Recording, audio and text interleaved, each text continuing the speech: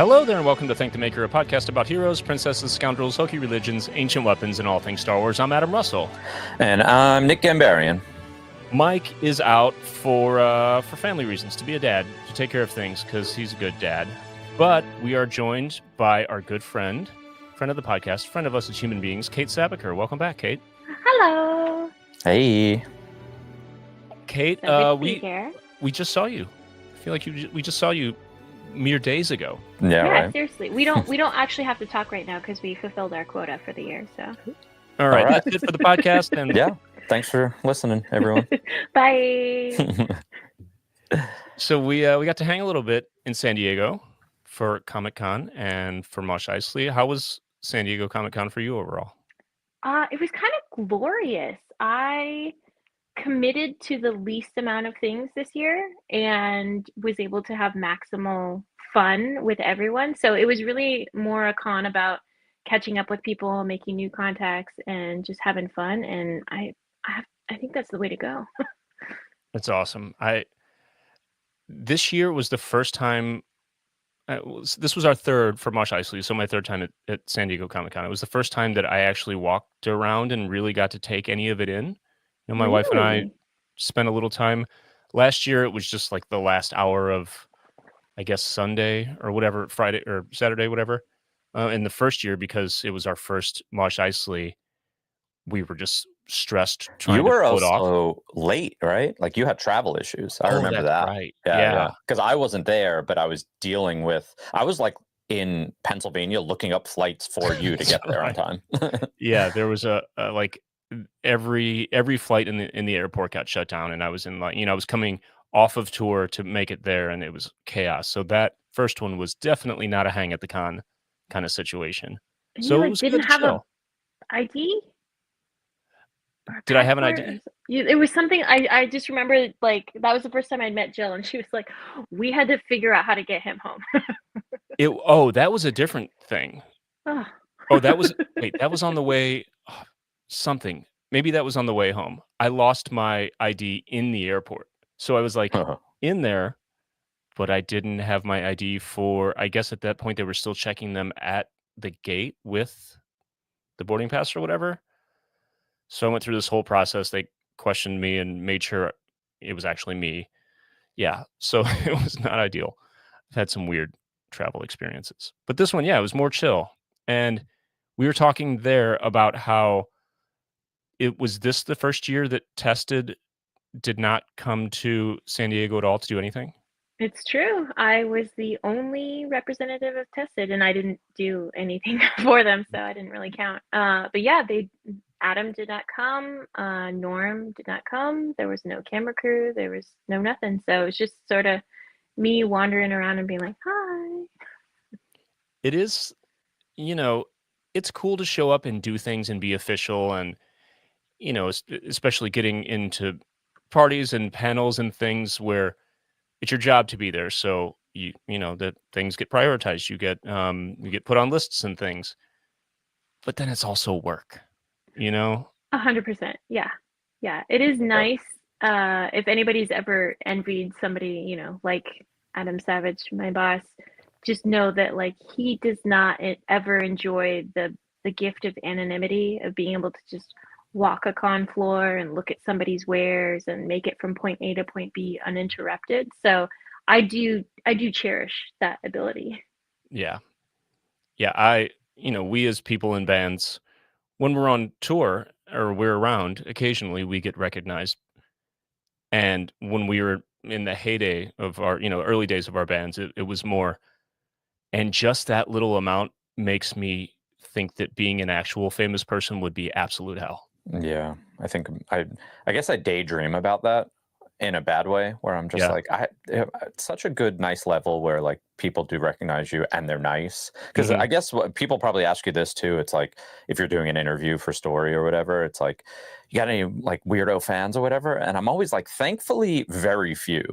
But I could only imagine it just goes up in volume if you have more fans. Then people get more crazy and like, I don't know. That's just scary, and I don't want to deal with that. Or if you're female. Yeah, I was about to ask. Female. Yeah.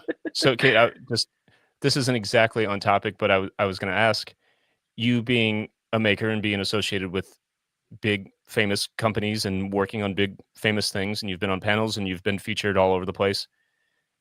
Is it what kind of con are you most recognized at? And have you ever had kind of exactly what Nick's describing, but worse? So for a while there was this really amazing con. They started calling it Silicon as a nickname, but it was the Silicon Valley Comic Con. And obviously started small, but got bigger and bigger. I want to say it was started by Steve Wozniak of Apple Computers. And at some point, Adam Savage was featured as a featured maker, and then at some point he took it over, so it became Adam Savage's Silicon. And so Tested had a really heavy involvement in that, and one of my best friends became sort of like the con director for it, and so that was one that I watched evolve and get bigger and more intense and tons of fans, and it was so much fun. That was one where I was like, this must be what it feels like to be a rock star. Like, I'm not used to walking through a crowd and have people stop me. That's not something that happens to me very much at all. And there is the place that, like, I'd be a cool kid. And Tested had a booth, and they were like, okay, everybody from Tested, come be at this booth at this time. And I was like, okay, maybe they want to take a group picture or something. But no, it was because they had people come line up for autographs and to like take pictures with us. And so like I was signing headshots, and I was like, no. Like I'm like, there was a photo of me with Adam in it, and they would like come up to me to have me sign it. And I was like, no, I'm not Adam. I don't know if you know that, but that's not me. So that was a really weird, kind of cool experience. The con no longer happens, so I don't think that will happen to me again. But yes, and I definitely have had a few stepping over the bounds with people. But I also, the first time I ever got on Tested, I lived my life in a way that tries to really separate my personal life from my public persona. I am neither married nor single. I am like my own entity. You don't know what town I live in. You don't know like anything about it. It is known that I have a child. There's nothing more known about that child. Like, yeah. I'm just very private because I'm part of a Discord with other female-bodied makers, and they all have some pretty wretched stories about fans that have gone too far. So I've always set myself up to sort of block that out. Yeah. I have a lot of respect for anyone who's any level of public figure who makes an effort to separate at least some portion of their private life from the public, because it's rarer and rarer as people grow up with social media. And so if I see someone post a family picture and they put an emoji or something over their kid's face, I have so much respect for that. Totally. Yeah. Anyway, that we could talk about that for an entire hour. Yeah. But while we're talking about cons and people who are famous to some people and maybe completely unknown to others, this brings us back to Star Wars. We were at Star Wars Celebration, just a few months ago now. And there was so much going on around that time, so many things coming out. Andor was finishing up, or Andor was starting then, and we had so much after, that a few things fell through the cracks. One being Light and Magic Season 2, the documentary series about industrial light and magic. So we wanted to have Kate on to talk in the kind of neighborhood of that documentary, while not doing a full review, because again, we're a few months out, so it seems, it's a little late to do a full review. But you've worked with so many of those people. You've worked on Star Wars. You grew up on their work the same way we did, and you're working in it now. So your perspective on this as a practical artist is so interesting to me, especially because this season is more focused around CGI and the evolution of that. There was a lot about the early days of it in season 1, but this is really very focused on that era. but then it brings it full circle and wraps up with some honestly like tear-jerking stuff at the end of the series that I really loved. So before we get into any specifics or anything, just vibes-wise, how did you feel about season 2 of Light and Magic? What did you take away from it? I have to say uh, I had avoided watching the season 2 because I think when we wrapped up season 1, I was feeling very much like, well, this is the natural stopping point for me. I don't know how much more will involve anything I'm directly involved in, and it's almost a painful, even though I wasn't part of the industry at that point, um, it's a painful spot for a lot of people working in practical effects to be like, well, yeah, and that's when everything changed for better or worse, depending on your opinion.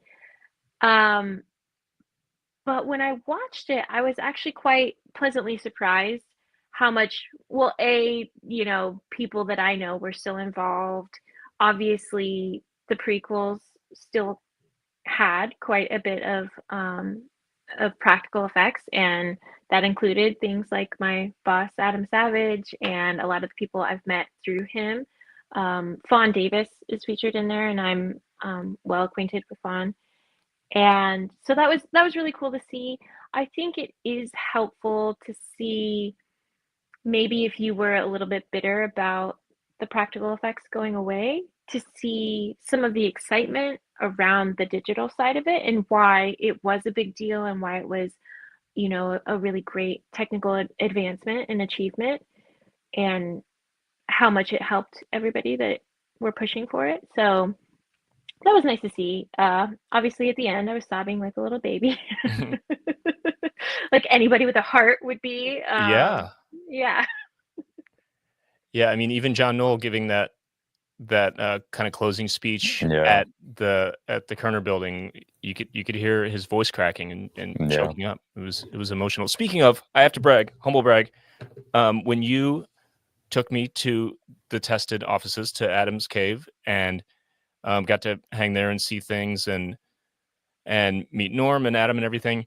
Norm had a bunch of Apple boxes that he had bought in an auction, things that were left over from that building, the original ILM building, where it all started, and was eventually sold off and it became a company of its own before it was fully closed.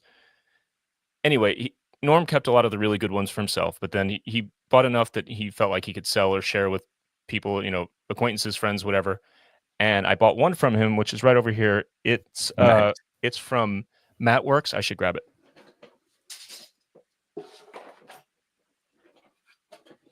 Here it is. With still got masking tape on it, stuff dangling off it, paint, just Yeah. all the patina of years of use. So Matt Works was a company that was spun off. Kate, do you know specifically spun off from? It's Matt World, I believe. Oh, Matt World. Yeah. But I can't remember what it was spun off from.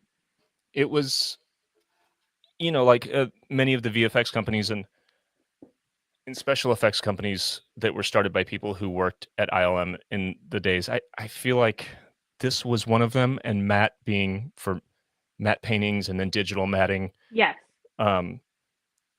This was, it doesn't say ILM on it. It doesn't say any of the other companies that are more widely known, but it was in that building.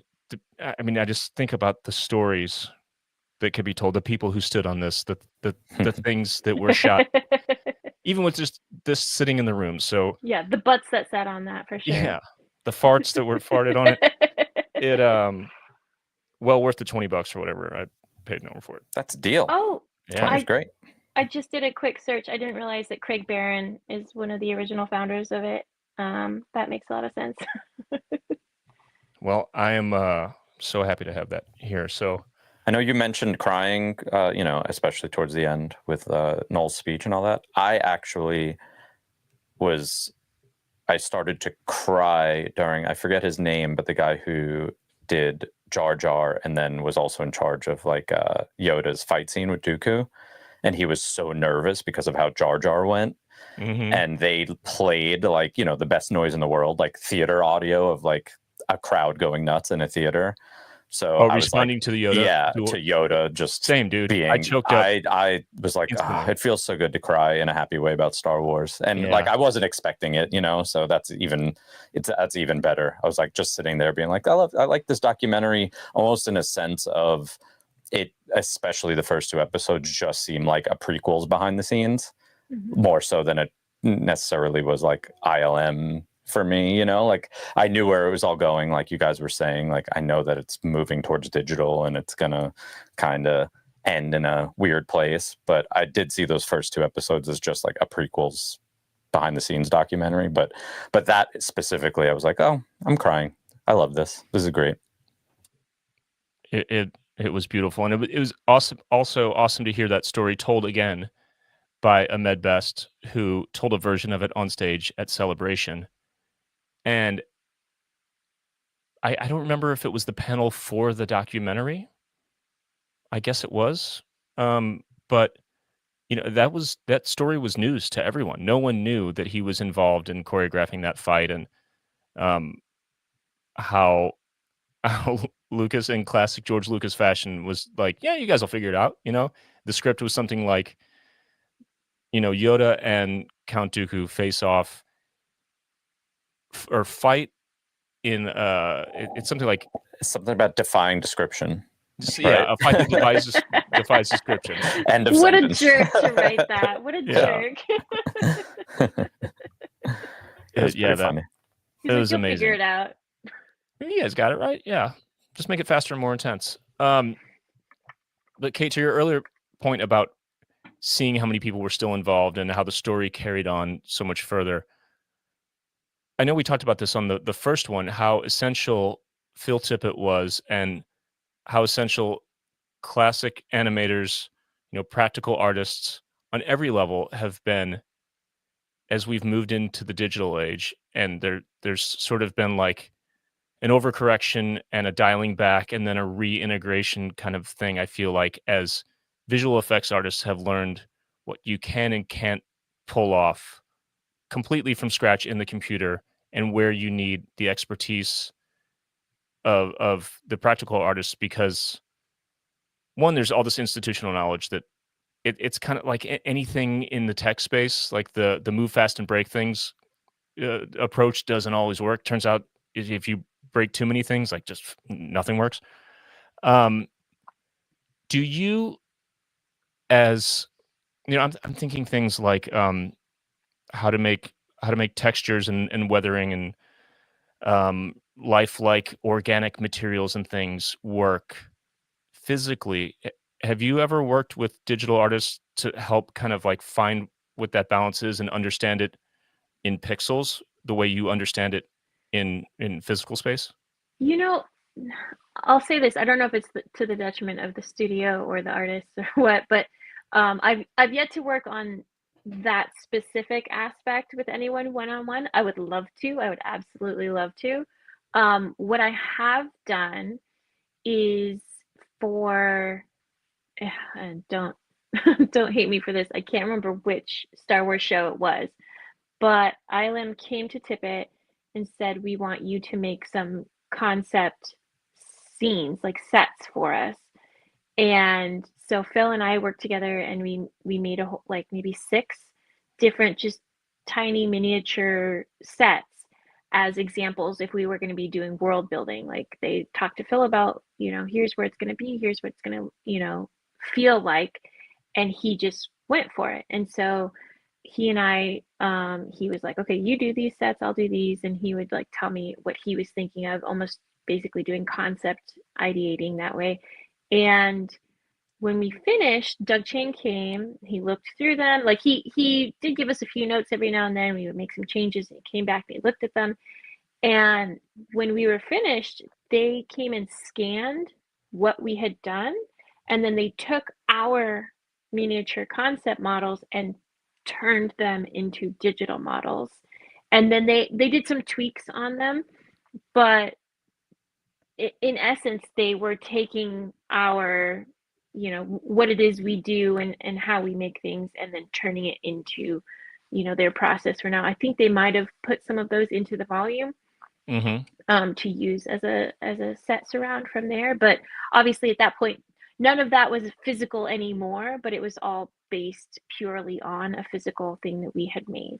Yeah. Was it the crab scene in Skeleton Crew? Yeah, right. I think it was. It wasn't the Skeleton Crew. We built a Oh no, whole wait, set no, it for was that Mando. and a thing. It was like either for Mando or Ahsoka. It wasn't Ahsoka. Oh, I wish. I vaguely I do love remember it being Ahsoka. Mando. It might be Mando. It was either Mando or like Boba Fett or Obi-Wan. It was at that time. Yeah.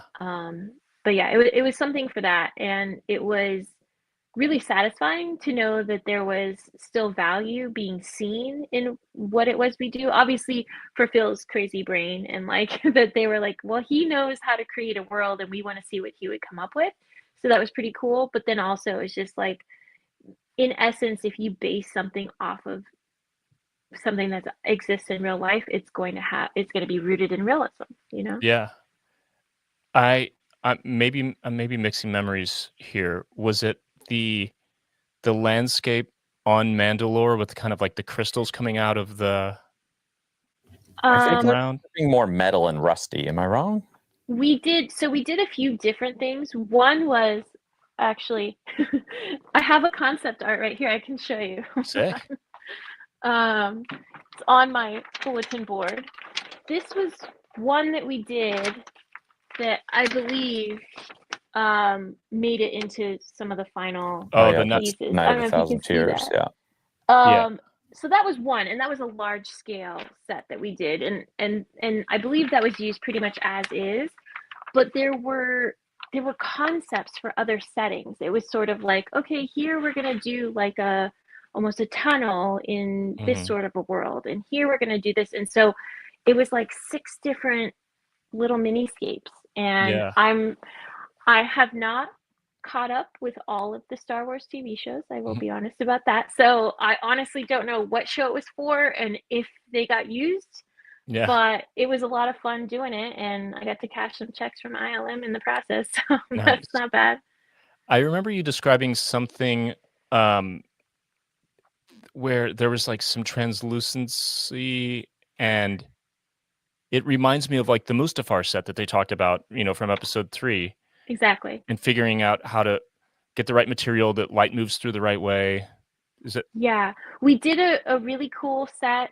Actually, I think that this one ended up using, and Phil had it in his brain that it was like Mustafar. So what I did was I cast, I took some black onyx, just like plastic basically, and cast it into a sheet, smashed it so that it broke like a mirror, separated all the pieces just enough that there were cracks in between them, glued each one back down, and it was a puzzle piece. So I did end up losing 1 or 2 and like freaking out because I needed to find them. And of course, I was wearing overalls and I found one in my chest pocket, and I was like, oh, thank God I found it. And I just killed my back. I glued this whole set together, and then the whole thing was we put a red gel under a light underneath it so that it looked like lava in between these amazing, I think what we were going for were as if it had turned to glass, so it looked like onyx.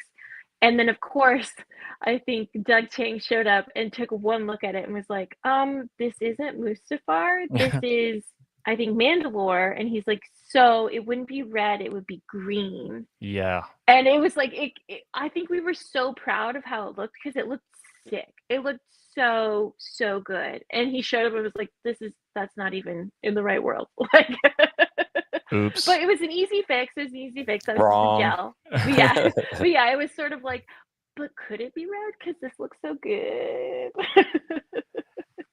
So did you end up reworking the exact same thing and doing it in green, or did you scrap the whole? Well, because it was just a gel underneath, I think they just swapped the gel to make it green.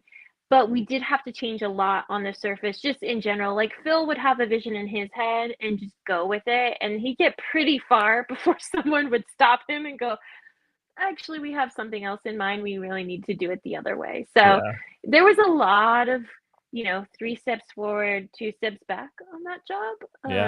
It's a little rough, but it was still fun. Yeah, I think about I'm such like a, we're both just like band idiots. So the idea of like working for a whole hierarchy of creatives topped by a bunch of corporate people and being an artist and taking feedback and all that kind of stuff just seems so hard. But I also hear from like Mike talks, he's a creative director, so he's the top person dealing directly with the corporate people, and he's so good about feedback because he's been doing it since straight out of college. Right.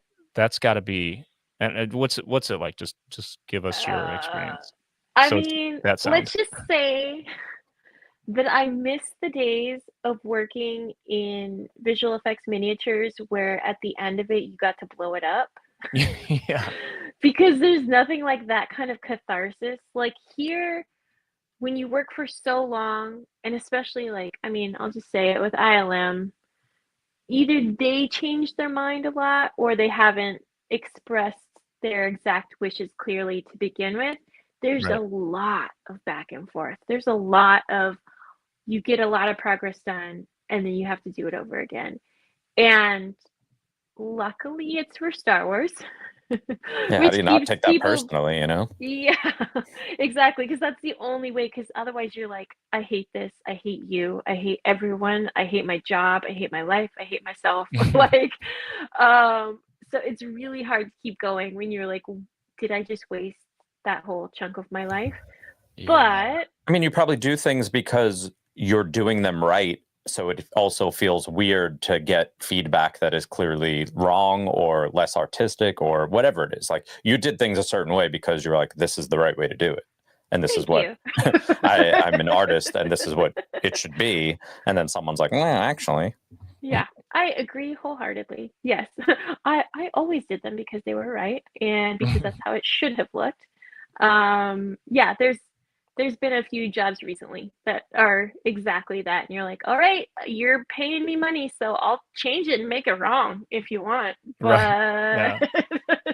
if I just stopped right now, you'd be set. So why don't you take it? Yeah.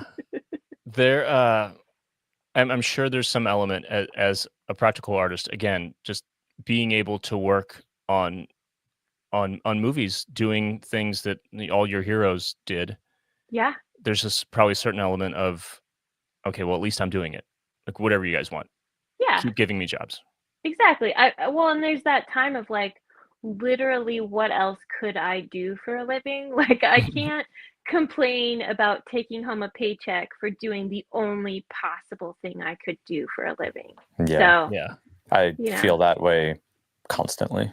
right? Yeah. Yeah. Like Anytime your there's like worst, any complaining in like the band world or whatever, I'm like, what else is there to do? Like, I've only wanted to do this since I was probably 13, but realistically, I started playing bass when I was like 15, and like that's it. That's all I could ever do from that point on. So, your worst day at your dream job is better than, yeah. your best day at your worst And it's job. all perspective, right? You know, like I Yeah. do complain, but it's also like, yeah, but at the same Yeah. time, I'm complaining at 11:30 a.m. on a Wednesday morning to my friend that I'm having coffee with him. It's like most people don't even have off right now. Yeah. Oh, for what it's worth, I did find a photo Oh, nice. of the really cool non-usable Mustafar. You That mean looks so sick. Mandalore? It looks like God, it's like it's conjuring some other kind of memory of some other image. That looks so awesome. Yeah, it's it was beautiful. Not usable, but beautiful. It's almost like if if Kylo Ren's helmet was the ground. Oh yeah. Ooh, that's a good way to put it. Yeah, Yeah. I should put some chrome in there. Yeah. Sorry, my friends have all made Kylo Ren helmets, and like the one factor that anyone ever talks about is the chrome. So that's like the only Yeah. part I can ever think of. So you showing that, seeing a vague sense of the scale. How big was that? Because I'm thinking of like the bigatures of the prequels. Oh yeah, I mean, I wish that one was. Well, I guess probably luckily for me, it was definitely no bigger than 4 by 8. I want to say I'm looking at my tabletop right now. I want to say probably 5x3. It was not all that big in general because the what's it called? Please correct me. What are these guys called? Those are It's like K2SO. Is that? Yeah. Yeah. Well, whatever they're actually called, I forget. They were like so tiny, so tiny. They were maybe half, 3/4 of an inch tall. Micro Machine people. Yeah, and that's who like went on the ground here.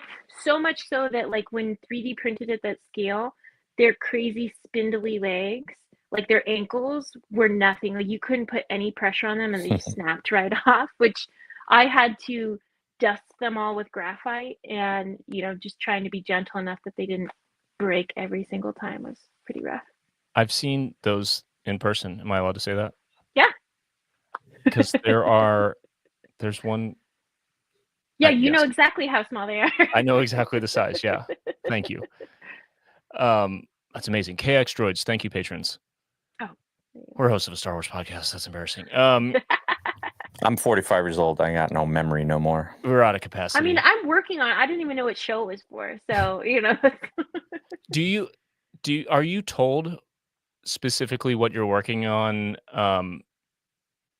I imagine at some point everyone is, but in the early talks, probably not at all, right? So early on, it's usually a nudge, nudge, wink, wink. It's for ILM. Mm-hmm.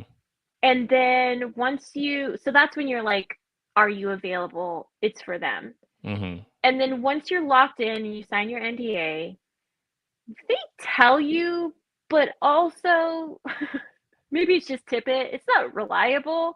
Like there was one job we got pretty far into that I was like, this is Mandalorian. And then they were like, no, this is Obi-Wan or something.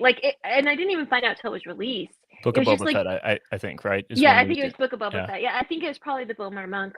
That it was just like either our producer got it wrong, or it was an intentional, like fast one that they pulled. I mean, that series was a little half and half too. Mm-hmm. It could have been. There you go.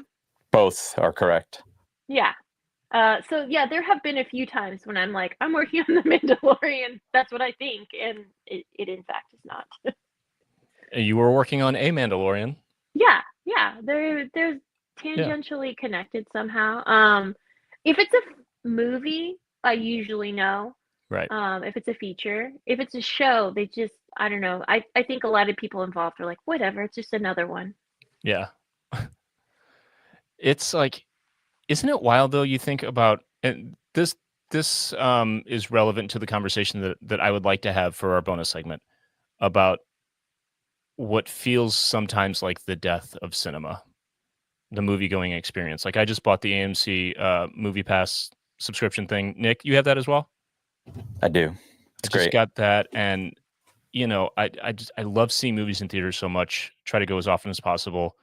Jill and I have seen 3 movies in the past 2 weeks. Yeah, probably, even if I don't use it, I was talking about it. We've used it a lot lately because there's a lot of movies out. But even if I don't use it for a while, I kind of feel like in my head, I'm like, it's $25 donation to AMC. Like I'm just keeping movie theaters. I'm giving them money. Like it's weird what you like stand for these days. I need to give AMC money. Yeah, I had one pre-COVID for sure, but also now I have a kid, so movies are a sad impracticality.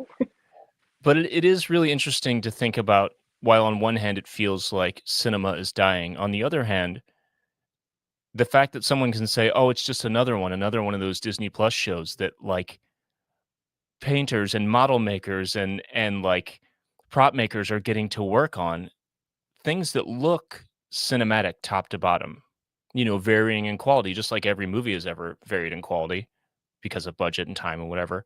But it is pretty incredible that it's that, like, that's just another one of those big, amazing shows. It's pretty cool.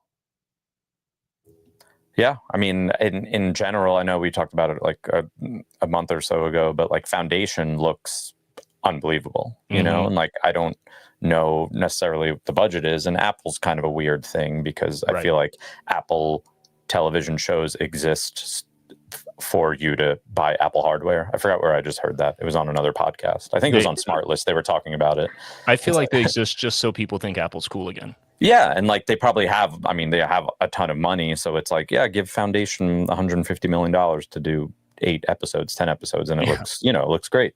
But it's kind of a weird thing to see. I mean, Andor looked actually like a movie, you know, like Foundation looks like a movie, but you could tell that it's a synthetic background, but it looks great. Andor, for the most part, I was just like, that's a real place. You know, they're actually on this planet right now. The number of people I know that are like, I can't keep up with Disney. I'm like, there's too much Star Wars coming out. They're the ones that are like, okay, but even all the new movies that I can't keep up with, I liked Rogue One and I love Andor. So like there's something about that really has permeated, and I feel like people do treat Andor as not just another one of those shows. Yeah, I mean the conversation's always there of like oversaturation or whatever, and I'm like why did you buy Star Wars for whatever it was, $3-4 billion? You can't just do one movie every 2 years. It's like not worth your investment. You know, there has to be too much Star Wars actually. So I want to go back and talk about something that was mentioned in the documentary series that I've thought about for a long time, and I think is really interesting, especially when I watch older movies. And I've paid a lot of attention to special effects and visual effects since I was a little kid. I grew up on Movie Magic, you know, on whatever the cable network was that played that. The idea of HD and then 4K and so on, bringing more detail to films that first and foremost you can see on screen in the theater, because the cameras themselves are capturing detail in a different way because of the way the pixels work versus celluloid. But then we get these high definition TVs in our homes that we can not only see things better in high definition, but we can also watch them all the time, pause them, go frame by frame and analyze. And that's great for prop makers and things, but it's also like a nightmare for anyone who's used to, you know, hiding their crimes, as they say, in prop making and model making and everything else. When did you start working on films, and how many films did you work on that were on actual film versus digital? And do you remember, what can you say about that transition, realizing that everything has to be at a higher fidelity? So I want to say my first film might have been Watchmen. Tight. What is that, like 08-ish? Yeah. Oh wow. Yeah, almost 20 years ago. 07, 08. And we did not have, maybe Netflix was streaming at that point, like but it really wasn't obviously the streaming empire we have today. And even then, I think people's TVs still hadn't caught up to that point. Like if I know my TV at the time was quite small, and like if I had paused it, I wouldn't have been able to see much. So we were still, and that's when I was really learning my craft. And so I was still taught in the thing of like, whatever you're making is going to be on screen for a millisecond. Because usually what we were doing in miniatures was for some big climactic moment. And like I said, there would have been an explosion or something, or it was in the background of something. And so truly, we were like, good enough is the best. And even Adam Savage to this day, like he still uses the ethos of, okay, half squint and rub, like put your hands in front of your eyes. Does it sell? You're good. Like that's what we were taught. And I like that personally. That sort of Phil's ethos still. When we were working on Mad God, it was very much like, you're not going to see it that much. It's going to be in a background. Just get it out there. I don't care like how polished it is, which was hard for me because I came from a photo real background. So that was something to unlearn. But now it is so different. And I feel, as somebody who's making this stuff, it's harder and sometimes almost for no reason. Yeah. Like the stuff we're making is still only up for a millisecond. It's Mm-hmm. still in the background. And yet now, instead of just slapdashing something out there and giving it as much effort as it has percentage wise to the whole movie, it has to have the same level of detail as everything else, and it's kind of ridiculous. I don't love that. In fact, I actually just rewatched New Hope, actually with my child, Nice. for one of their first screenings, and I was watching the Disney Plus version of it. I have a much better one at home, but I was at my parents' house, so we watched Disney Plus, and the upscale that they've done on that might have been one of the first times on a larger TV, and I was sitting kind of closer to the TV, and I was like noticing the stormtrooper stuff, and like you really do see the edges being super rough or like not joined all together, and I could appreciate how I'll just say it, how kind of crappy everything was. And I love that. I love that they were able to slapdash it together, and yet for almost 50 years now, it has held this high standard of what we hold everything else to in science fiction and fantasy. And yet at the time, that was good enough. They didn't have to spend forever and so much money and so much effort, and they let creative people get their stuff out there and just put it on the screen, and it looked good enough with the film that they had at the time, and however it would be viewed. And the fact that now we have to spend so much time, I honestly feel like it zaps some of the creativity from you. It zaps some of your heart. You're just like, what does this matter? And it's going to go sit on some producer's shelf, or, you know, like, again, I'd rather just get blown up. Yeah. You think about too, like the, you know, just A New Hope specifically, like the quality of film and projection back then. But then once you got to own it on VHS, on whatever television, like it looked even worse. I can't even comprehend what that looks like these days. You know, like that's got to be so crazy looking. Yeah. I think I just recently saw 28 Days Later for the first time, and I'm like, this looks like bad, and it's from like what, 2001. You know, well, they shot it on mini DV handycams, right? yeah, totally. So I was just like, it takes me out of it so much, because I'm like, I'm thinking about that and not just watching it for fun. Yeah.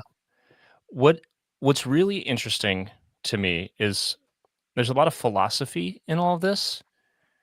When you think about, because there's so many different things intersecting, so many different philosophies, so many different factors that that are relevant off screen that aren't relevant on screen. So for Star Wars, I think a lot of people who are building costumes and props specifically probably feel like there's a higher bar that's more justified than, in your case, a miniature that's going to be literally blown up or scanned and then, you know, digitized into a different version. The costumes, they know, number one, the costumers are going to go frame by frame and try to match it exactly. And then those costumes end up down the road being in the show. Like that, you know, Lucasfilm hires the 501st for their stormtroopers. They don't even make their own stuff in large part now because of that. So that makes sense and is relevant.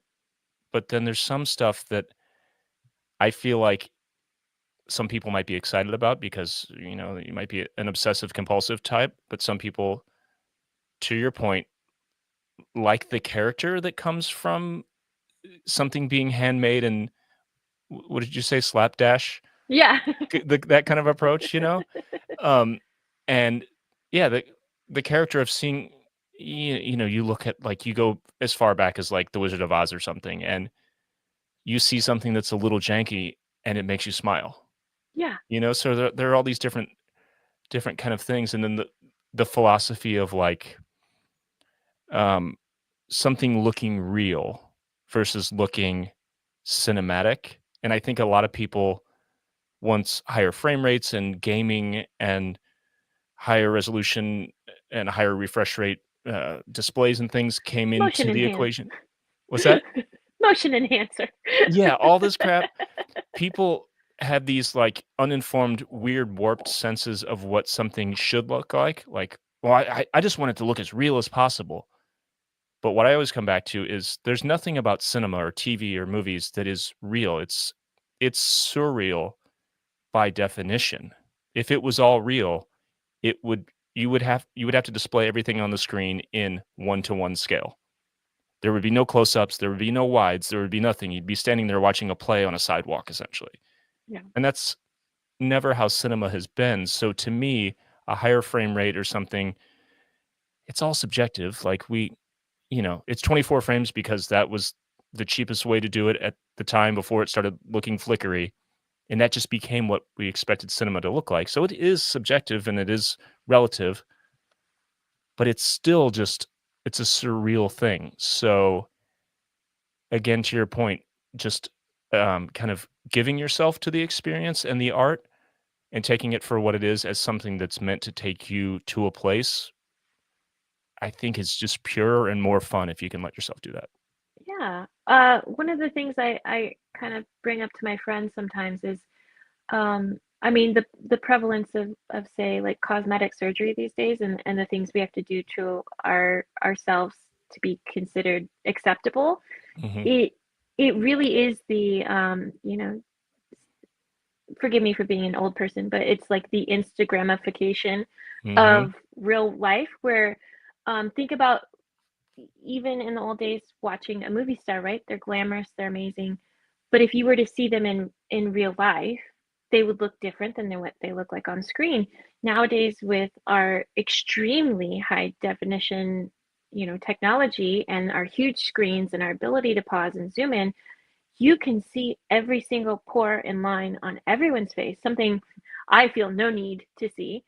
But it means that anyone that is going to be on screen needs to make themselves look as if they were an old-timey movie star where all that stuff was smoothed out automatically. And then when you see them in person, it is unsettling because Mhm. a person is not supposed to look like that in real life. And so it's this thing of trying to turn real life into the movies instead of letting the movies be the movies. Right. I feel like our technology has gotten a little too far and it's forcing us to change our lives to accommodate that. Well, they But yeah. did show that on I don't remember if it was episode 1 or 2 of the season 2 of ILM. I guess it was 2 because that's when they switched to digital cameras. They were talking specifically, I think Samuel L. Jackson was on screen, and the first pass, like, he looked like garbage because they did makeup how they would before the digital camera was Mhm. invented for, Mhm. for episode 2. And they said that they had the makeup people like looking at the screen while they were doing makeup to be like, here's the new normal. Like, this is what you have to do now, like you have to do it this way because this is how it's reading. So that was definitely interesting.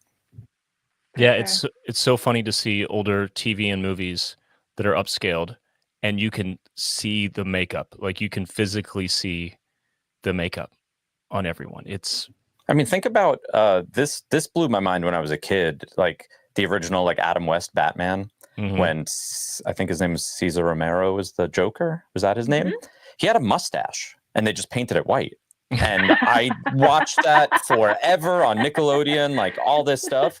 And then somebody pointed out, he was like, "You see his mustache?" Like, I was like, "What are you talking about?" And the whole time he just had a mustache, and they just painted it white. And that's Yeah, you're how. not gonna see it. Yeah, and a lot of people probably didn't for a long time. That's so Yeah, funny. Groucho Marx just like drawing in his giant one and he's like, you get it, whatever. Yeah. You know what I never noticed, was and I think part of this is just, like, context and age, whatever. I never noticed, Alec Guinness's wig or his hairpiece in A New Hope, and I think John Feldman brought it up at some point because he being an older dude that's, like, concerned about at the time, concerned about hair loss and stuff, he's like, "Alec Guinness was his fucking rug, man. I can't unsee that shit." And I'm like, "What?" And he's like, "Yeah, every shot, it's different. Look at it. It's shifting all over the place." And it never occurred to me, and then I started looking, and then I noticed, Ewan McGregor's fake beard in the reshoots in Attack of the Clones. Like, when they're going up the elevator to Padme's apartment, fully fake beard, it's just got different texture to it, and that's another thing, even though that was the first movie, the first Star Wars film shot on digital, it was, like, one of the first digital films. it still wasn't, I think it was just HD. It wasn't even 2K, definitely not 4K, right? So then when they started upscaling it as time went and we start looking at everything frame by frame, even the digital stuff starts to now has new different weird artifacts and things that you notice. And I mean, who knows if it's ever going to end? I mean, in 30 years when we're watching everything on like, Ray-Ban glasses that have like full VR, we're immersed, we can smell everything. Like it's just going to be, who knows what the hell it's going to be like. What do you guys know what the last upscaling of the original trilogy was? Is it just 4K? I think so. Yeah. But that's interesting. Like stuff on film, like there is no, I've done some research on this. There's no like direct one-to-one translation of like what 35 millimeter film equals in digital form, because it's, it can be projected any size in theory. Like if you have the right lens and enough light, you can project a 35 millimeter film on the side of the World Trade Center and it fills it, Like they're gonna have to do something with the Sphere eventually, like at the Cosm out here, which is like kind of like a half sphere. I just went to it to watch wrestling. They're also showing The Matrix a couple times a week, and it is rectangular. Like they're viewing it, you get to watch it as a movie, rectangular, but the rest of the sphere is like simulated background. So it kind of just like adds lighting, and it's not like meant to be seamless by any means, but it's like ambience essentially. Yeah, but like they showed a trailer of it while I was there. So like the scene where like sorry, spoiler alert for The Matrix, when Neo wakes up from the pod, like he's in real life, and he's all gooey and stuff. Yeah. Like the background of that is just more pods, like towers of pods, Okay. So they picked like select sets or set pieces like they would with an IMAX film or something. Yeah, I saw a clip where when it's like the guns are all coming at you, like the racks of guns, and they extend that so more racks come out along the sides of it. Yeah, so I didn't see it yet. I think I'm actually going to go at the end of the month, but yeah, it just seems like more stuff like that. They're not like adding. It doesn't seem like they're adding anything. My first question is like, is that AI? Like, what is that? And I wonder what work went into that. So I don't know if you guys have delved into the whole Wizard of Oz at the Sphere thing. While I was at my parents' house watching Star Wars, they then showed me a CBS Good Morning segment on Wizard of Oz at the Sphere, and I was curious to see, what exactly it looked like. And I was very quickly turned off to the whole thing. When you look at it, it is very clear to my eye immediately that not a single thing you're seeing on the screen is original. Whoa. It has all, and then they interview some of the people because it's done by Google and with their AI. And what they did is they in essence took the original film, then they replaced all of the elements with fake digital files of near replicas, and then expanded beyond that as well, including like there was one shot where it's like the witch is complaining to Auntie M about Dorothy and her dog, and her uncle walks out of frame. So what you would see does not have the uncle anymore, but because of the Sphere, you are supposed to see him still. So then they make up a fake uncle who can like walk over to the side and then walk back into frame when he comes back for where he was in the movie. And my parents the whole time kept being like, yeah, isn't it great? They just enhanced the thing and that's what you get to watch. And I'm looking at it and I'm like, none of this is real. This feels wrong. I hate it. I hate everything. And they're like, no, I don't know what you're talking about. It's the original movie. And I was like, it's not a single thing you're looking at is real. P.S. Turn off your motion smoothing. Yeah, exactly. At home. Yeah. It's that once your eyes learn what something looks like, you can't unsee. Okay, so that reminds me so much. One, I don't know whether or not to tell Jill that because we're trying to see that when we're in Vegas for when we were young. I don't know how she's going to feel about it. It's an experience, so it'll be fun. Okay. I mean, I still want to go for sure. I'll go with you. Sweet. So it reminds me of something that's in beta right now in Photoshop, which is I forgot what it's called, but basically like the demo is they have a shot of just like a desk or something, and it's lit very dramatically, like very like A24 Nick, almost like you're lighting right now, just like all colors, like very little white light. And then there's like a product shot of a pair of headphones with, product lighting. Cut it out, they drop it in there, and it does an AI like auto composition or auto composite rather, um, and blends the added element into the scene. And what you realize when you zoom in is it's actually completely generating a new image that looks exactly like the thing that you put in. So it's no longer a picture of the headphones, it's an AI generated version of the headphones, and that sounds like what you're describing. That's 100% it. Yeah. Wow. Nothing you're seeing is like it is the original element. They have created a replica and then they've put it into their world and they can create all the stuff around it. But that's how it begins is they basically completely replicate what you put in throughout the original and then add more. Wow. I mean, right now, like there's still some uncanny valley left for people who can see it. But I mean, what are we like 40 days from that being gone? The next model's gonna come out and Yeah, like, seriously. the reality's gone. Wow, that's wild. But I'm still excited for whatever they do with Star Wars because it's inevitable. Like, Yeah. as soon as they built that thing, I was like, okay, when's Star Wars happening? Yeah, and if they did exactly that, I'm just gonna buy a ticket for $400 to go see it. Like straight up. Yeah, I want to do Star Tours at the Sphere, basically. Yes. Yeah, let me ride along. Yeah, I'll barf everywhere. It'll be great. Exactly. Like, exactly. It reminds me of two things. Nick, you brought up The Matrix. My high school best friend and I saw The Matrix anniversary release in, I don't know if it was IMAX, but it's the biggest screen in like the St. Louis metro area. It looked so good, but also because it was so big, and I don't know what method they used to upscale it, the grain was massive. Like the film grain was massive. It was like, again, a thing that like I'm used to looking for and seeing. It was interesting. And then I saw the Return of the Jedi anniversary release, I think with Kurt maybe. And in that one, all I could see was matte lines. Like it was the same theater. They were just massive. I'm seeing these like hard ass black lines around everything. And then you could see the boxes too, because of the cards that they were, and the 2D cards that they animate in, because they shoot each individual ship. And as it moves through the frame, it's like, imagine you have, index cards, 3x5 cards or whatever, you have things drawn on them and you just scoot those around. You could see the boxes.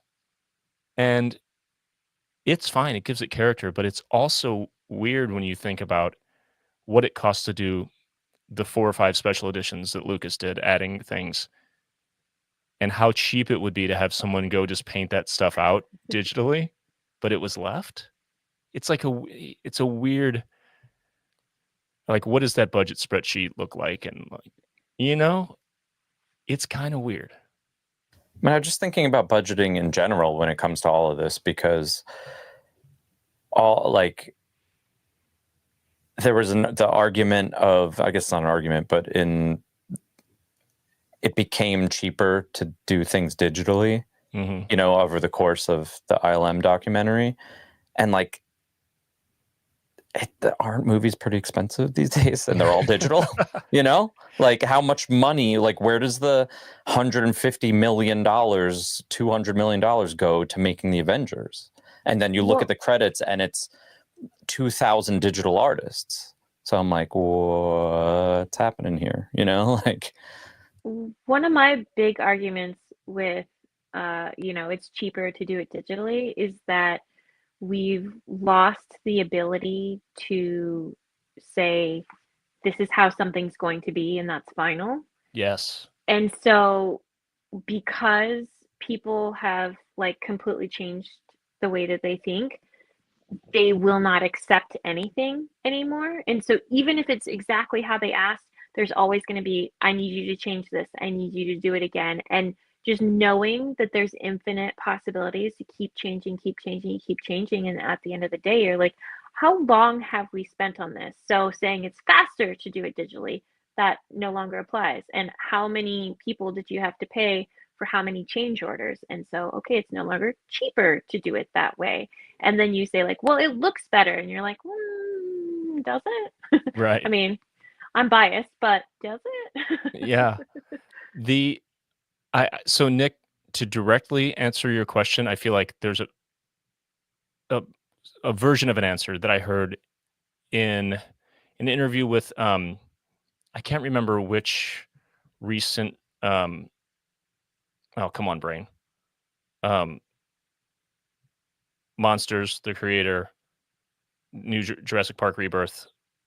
Um Come on. Winston? No, the director. Oh. Oh, I'm stupid. You know, I haven't seen any of the he's new one of my Jurassic favorite stuff. filmmakers. I'm an idiot. Anyway, he came up in VFX. So he is a pseudo VFX supervisor along with the VFX supervisor as the director.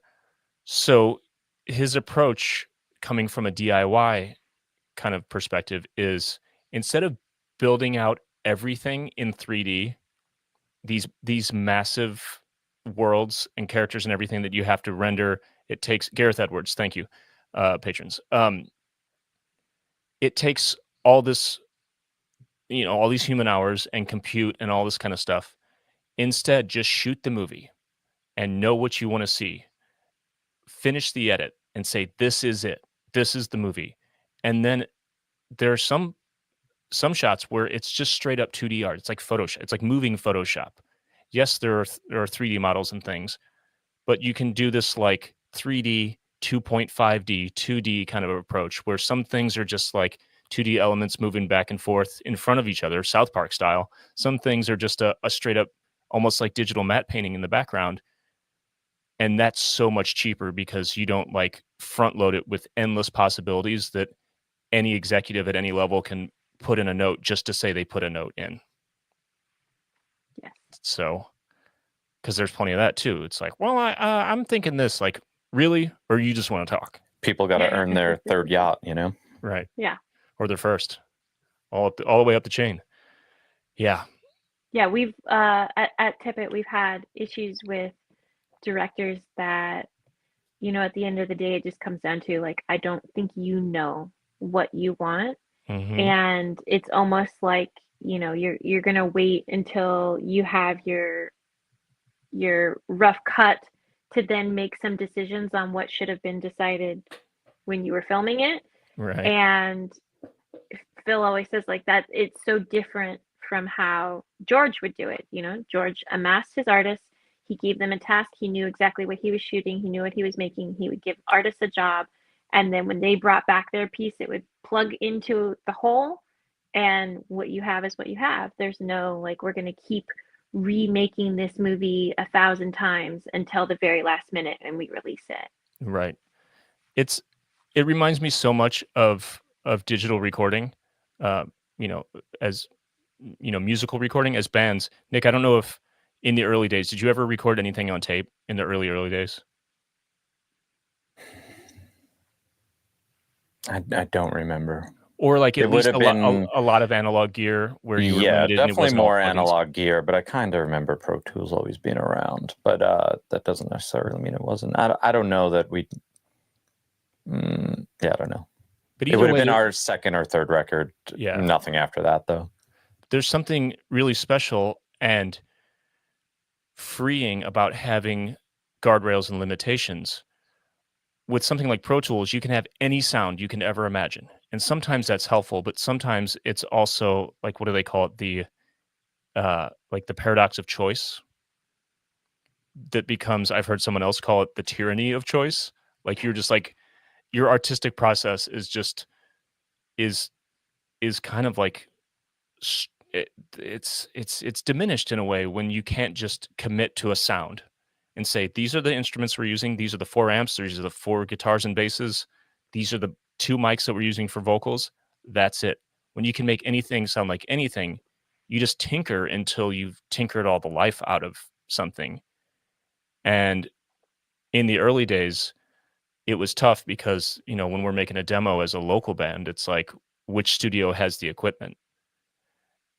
And it's the difference between, yes, of course, the engineer matters more than anything really, but you could have the best engineer in the world, and if you have shit equipment, it's not gonna sound good. And then it got to the point where if you have a laptop, you're good, but then everyone has the same plugins. So now we're in this era where because that's so cheap and available, there's this new kind of new era. It's so much like movies where having just like one amp that you got from this vintage shop that so and so played on, and that's the one that this producer uses for everything, or this or that. There's like a sound again that can come from like a studio or an engineer or a producer or a musician who has a specific guitar. It There's something magical to that, and I think that same philosophy and that same kind of curve of technology and history is happening to all of us in all of these related fields. And it feels like we're getting, in some ways, back to a better place, even though we're still about to have a bonus segment about the deaths of cinema on this podcast.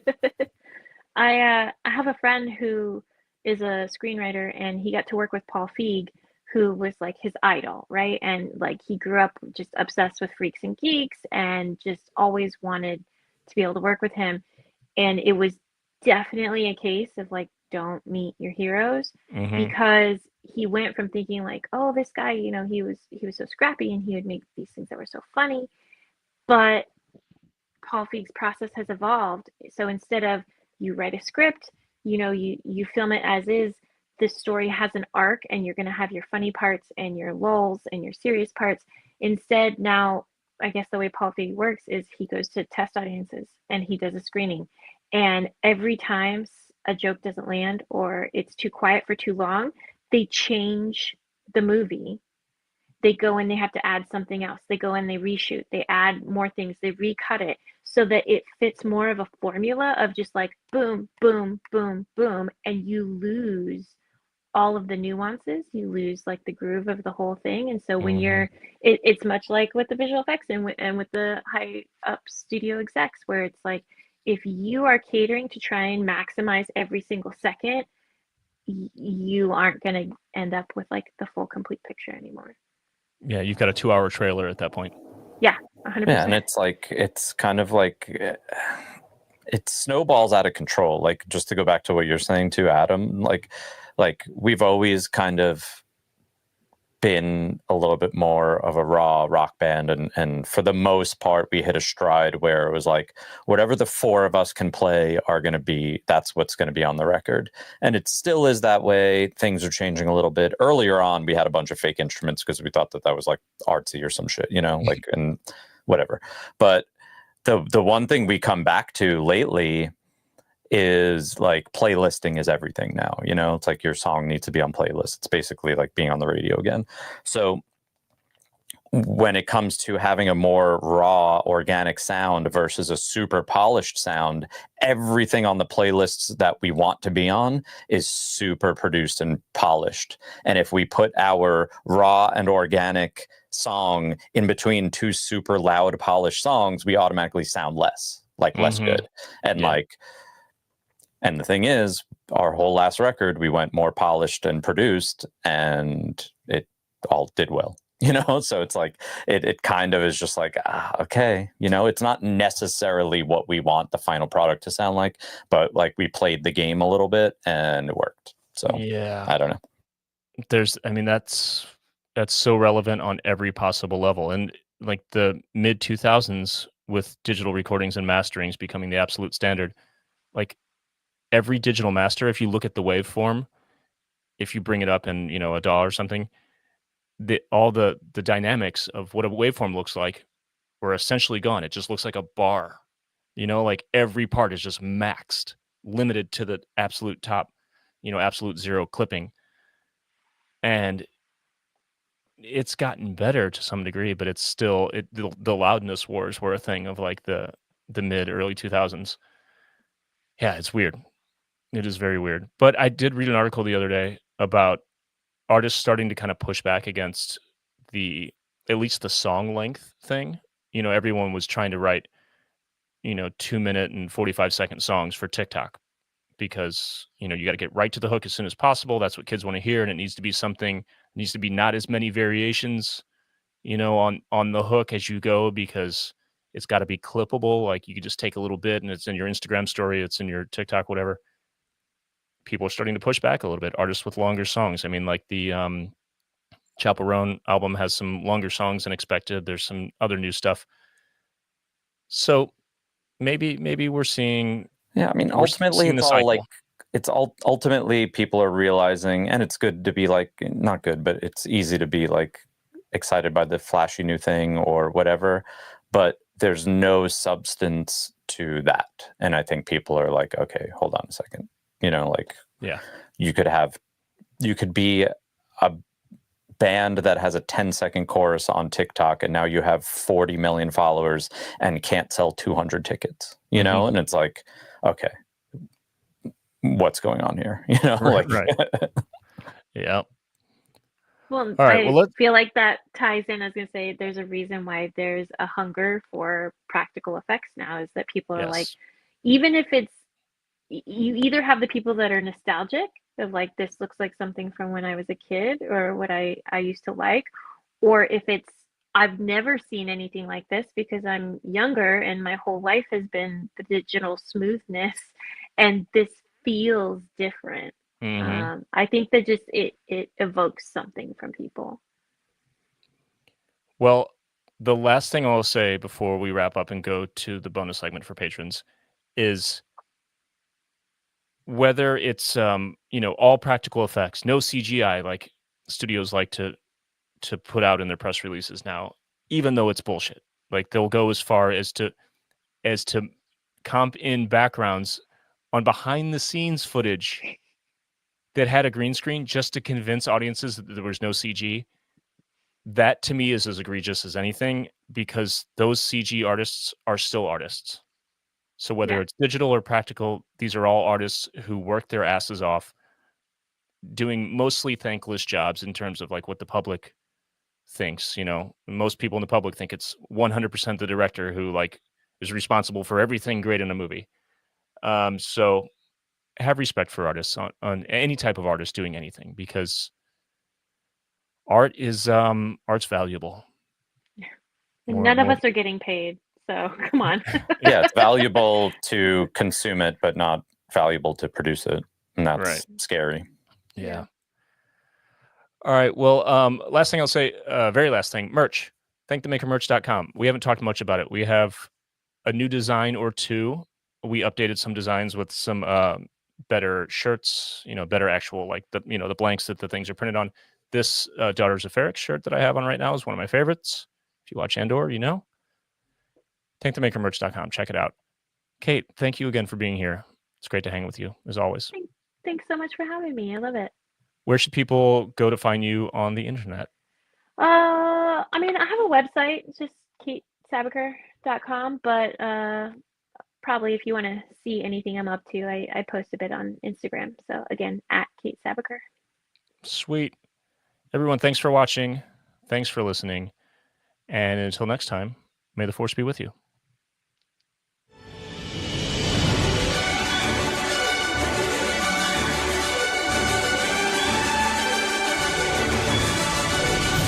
Thank the Maker is produced by Adam Russell and Jason Chiodo, and edited by Jason Chiodo. If you enjoy the podcast, you can support us by leaving a review on Apple Podcasts, Spotify, or wherever you listen. Or you can support us directly at patreon.com/thankthemakerpod, where you can get access to our Discord server, exclusive content, exclusive merch, and more. Our patrons literally make Thank the Maker possible.